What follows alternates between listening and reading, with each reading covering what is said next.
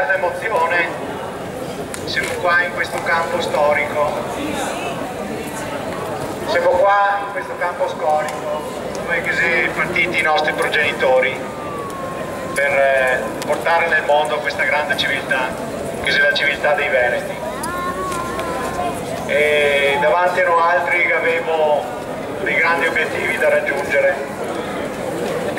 avevamo la necessità di fare un cambio di marcia, un cambio di qualità che mi toccherà fare nei prossimi mesi. Siamo partiti pochi sognatori, però vedo in questa piazza un po', siamo in tanti, che avevamo attraversato la città e che avevamo osservato delle persone in parte attonite, in parte interessate al nostro percorso indipendentista. Noi altri un po' saremo 300 o 400 persone, ma sono sicuro che nei prossimi 6 mesi, un anno, saremo in campo per nuova forza che coinvolgerà tutto quanto il Veneto.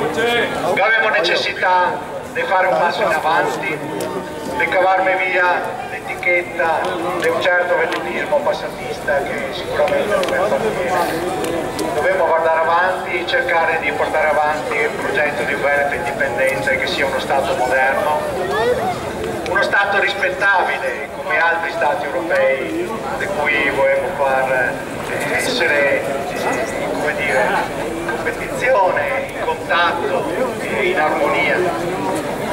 L'Europa sicuramente è lo scenario giusto per il Veneto indipendente del quale tutti quanti noi altri dovremmo far parte. Signori, proseguiamo con la strada indipendentista. Noi altri non abbiamo mai ascoltato le sirene dell'autonomismo, del federalismo. Abbiamo sempre scelto la strada maestra di mirare a un Veneto indipendente, di ottenere nuovamente quello che mi spetta, quello che è un diritto naturale internazionale, che è la nostra sovranità. Vi saluto tutti e un abbraccio e continuiamo insieme questa grande volontà.